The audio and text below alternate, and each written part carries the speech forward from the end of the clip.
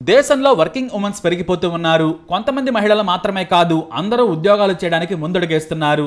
అయితే వివక్ష కారణంగా మహిళలను టార్గెట్ చేస్తున్నారు కొంతమంది. మరి శిక్ష పడుతుందా అంటే లేదు. ఆ నిందితుడినే మనం మరిచిపోతున్నాం. ఈ లోపు మరో అత్యాచార ఘటన చేసేస్తూ ఉన్నారు. మరి వీరిపై కఠిన చర్యలు తీసుకోండి అంటూ సిజేఐ జస్టిస్ డివై చంద్రచూడ్ అన్నారు. కోల్కతా ట్రైనీ డాక్టర్ అత్యాచార కేసు విచారణ సందర్భంగా ఈ కామెంట్స్ చేశారు ఆయన. ఇంకా ఆయన మాట్లాడుతూ 1973 అరుణా షాన్బాగ్ గురించి గుర్తు చేసి ఎమోషనల్ కామెంట్స్ చేశారు. అరుణా షాన్బాగ్కు జరిగిన అన్యాయం వైద్య రంగంలోనే ఘోరమైన ఘటన అన్నారు. మరి అసలు ఎవరి అరుణా షాన్బాగ్? ఆమెకు ఏం జరిగింది? అది ముంబైలోని కేఈఎం ఆసుపత్రి. వచ్చిపోయే వాళ్ళతో చాలా రద్దీగా ఉంటుంది. ఎంతమంది వస్తున్నా అందరినీ చిరునవ్వుతో పలకరిస్తూ వారి సమస్య తెలుసుకుని పంపించేది 25 ఏళ్ల అరుణా షాన్బాగ్. చూడగానే చాలా ప్లెజెంట్గా కనిపించే అరుణా షాన్బాగ్ అంటే ఆసుపత్రిలో అందరికీ ఓ ప్రత్యేక అభిమానం. 1967లో సర్జరీ డిపార్ట్మెంట్లో చేరిన అరుణ డాక్టర్ సందీప్ సర్దేశాయ్ వద్ద పనిచేసేవారు. అందరితో కలివిడిగా ఉండేది అరుణ.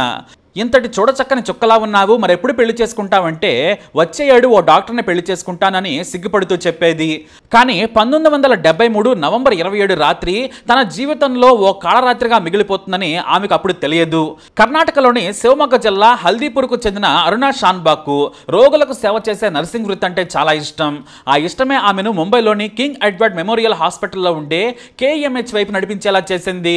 అక్కడే నర్సుగా కెరీర్ని స్టార్ట్ చేసింది. ఎప్పుడూ ఉత్సాహంగా అందరితో కలివిడిగా ఉండే ఈమెపై అదే ఆసుపత్రిలో వార్డ్ బాయ్ గా పనిచేసే సోహాన్ లాల్ బార్తా వాల్మీకి అనే దుర్మార్గుడి కన్నుపడింది.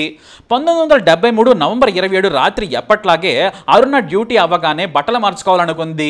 అలా బేస్మెంట్ లోని ఓ గదిలో బట్టలు మార్చుకుంటోంది. సరిగ్గా ఆ టైంలోనే సోహాన్ అరుణపై అత్యాచారానికి పాల్పడ్డాడు. తనపై జరుగుతున్న రాక్షస ఘటనను అరుణ ప్రతిఘటించడంతో కుక్కల్ని కట్టేసే గొలుసును ఆమె గొంతుకు బిగించాడు ఆ దుర్మార్గుడు. పశువులా ప్రవర్తించి తన కామవాంఛ తీర్చుకుని పారిపోయాడు రాక్షసుడు. ఆ దుర్మార్గుడి పైశాచికత్వ దాడిలో మెడ నుంచి మెదడుకు వెళ్లే నాడులు తీవ్రంగా దెబ్బతిన్నాయి. దీంతో అరుణ అక్కడికక్కడే కుప్పకూలిపోయింది. కోమాలోకి వెళ్లిపోయింది. వెన్నెముక కూడా దెబ్బతింది. దీంతో బతికున్న శవంలా మారిపోయింది అరుణ. బ్రెయిన్ డ్యామేజ్ కావడం వల్ల అరుణకు పక్షవాతం వచ్చింది. ఏమీ మాట్లాడలేకపోయేది. కనీసం అవసరాల కోసం ఆమె మరోవారిపై ఆధారపడేది. కేఎం ఆసుపత్రిలోనే ఉద్యోగులే ఆమెకు బలవంతంగా ఆహారం ఇచ్చేవారు. ఆమెను ఓ ఫ్యామిలీలా చూసుకున్నారు. అయితే ఇంతటి దారుణానికి ఒడిగట్టిన కామాంధుడు సోహన్ లాల్ పోలీసులకు చిక్కాడు. దోషిగా తేలాడు. కానీ అత్యాచారం కేసు కింద అతడిని శిక్షించలేదు. ఈ దారుణమైన రాక్షస క్రీడను న్యాయస్థానం దొంగతనం దాడిగానే చూసింది.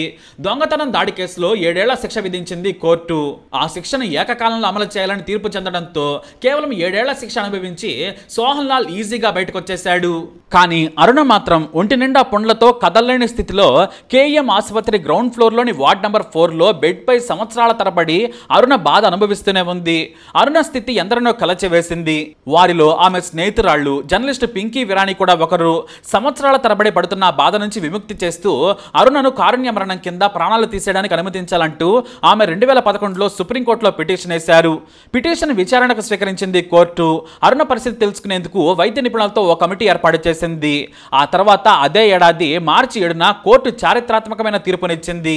విరాణి పిటిషన్ రిజెక్ట్ చేసిన నయం కాని రోగంతో శాశ్వత అచేతన స్థితిలో ఉన్న రోగులను చట్టపరమైన విధి విధానాలకు లోబడి ప్రాణరక్షణ వ్యవస్థలను ఉద్దేశపూర్వకంగా తొలగించి వారి మరణాన్ని వేగవంతం చేసే పరోక్ష కారుణ్య మరణానికి సానుకూలత ప్రకటించింది. ఆ తర్వాత తన ఫ్రెండ్కి జరిగిన ఘోరం పైన కన్నీటి జీవితం పైన విరాణి అరుణ స్టోరీ అనే బుక్ రాశారు. దత్తకుమార్ దేశాయ్ అనే మరాఠీ రైటర్ కథా అరుణాంచి అనే నాటకం రాశారు.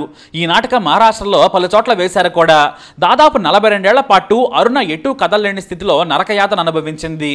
2015లో న్యూమోనియా సోకి అరుణ పరిస్థితి మరింత దిగజారింది. దీంతో 2015 మే 18న అరుణ చనిపోయారు. మరి ఇంత ఘోరానికి తెగబడినా కూడా ఆ నిందితుడికి కేవలం 7 ఏళ్ల శిక్ష వేసి వదిలేసింది న్యాయస్థానం. మరి అందుకేనేమో ఇప్పటికీ కూడా ఇలాంటి ఘటనలు చూస్తూనే ఉన్నాం. మొన్న నిర్భయ, నిన్న దిశ, నేడు కోల్కతా ఘటన. ఇలా ఇటువంటి పైశాచిక ఘటనలు జరిగిన ప్రతిసారి వీ వాంట్ జస్టిస్ అంటూ రోడ్లకి ఆ తర్వాత మరిచిపోతున్నారు. ఇటువంటి కామ పిశాచాలకు అరబ్ కంట్రీస్ లో అమలు చేసే కఠిన శిక్షలు అమలు చేస్తేనే బహుశా దేశంలో ఇటువంటివి జరగకుండా ఆగుతాయేమో. స్వాతంత్రం వచ్చి 78 ఏళ్లు అవుతున్నా కూడా ఇంకా అత్యాచారాలు హత్యాచారాలు జరుగుతున్నాయంటే అసలు లోపం ఎవరిలో ఉంది? అత్యాచారం చేసినా జైల్లో కూర్చోబెట్టి కడుపు నిండా భోజనం పెట్టి పోషిస్తున్న వ్యవస్థలదా, లేదంటే ఆడదాన్ని కామంతో చూసే మగాడిదా, లేక ఆడదంటే కేవలం ఓ టాయ్గా భావిస్తున్న వారిదా? తప్పు ఎవరిలో ఉంది? ఇలాంటి మృగాలకు వెంటనే శిక్ష వేయాలా వద్దా? మీ అభిప్రాయాన్ని కమెంట్ ద్వారా తెలియజేయండి. ఈ వీడియోపై అప్డేట్స్ కోసం మై ఛానల్ ఫాలో అవ్వండి. అలాగే తప్పకుండా సబ్స్క్రైబ్ చేసుకోండి.